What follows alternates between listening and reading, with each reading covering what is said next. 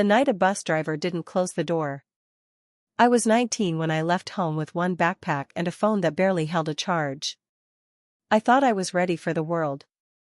I wasn't. By the third week, I had run out of money. I slept wherever I could: train stations, parks, anywhere that felt a little safer than the street. Most nights I barely slept at all. You learn quickly that the dark isn't peaceful when you have nowhere to go. One rainy night, I ended up at a bus terminal. It was past midnight. The last bus had already come and gone. The waiting area was supposed to close, and a security guard was walking around telling everyone to leave. I didn't argue. I just picked up my bag and walked outside. The rain was heavy and cold. I stood under a small metal shelter, trying to stay dry.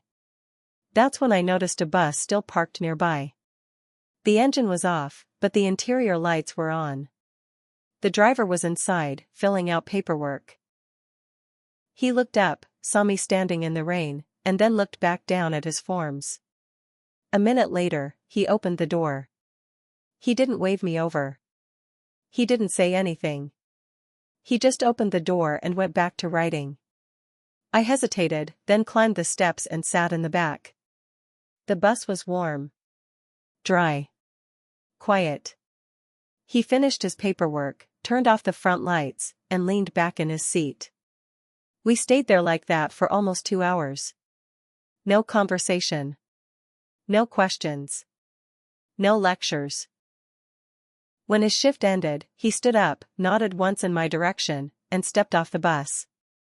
Before he left, he turned the interior lights back on and left the door open again. I slept there until morning. I never saw him again. I don't know his name. I don't even remember what the bus number was. But that night, when I felt completely invisible, someone noticed and chose kindness without making a show of it. Now, whenever I see someone who looks like they're having a hard time, I try to do the same. Nothing dramatic. Just something small that says, "You're not alone."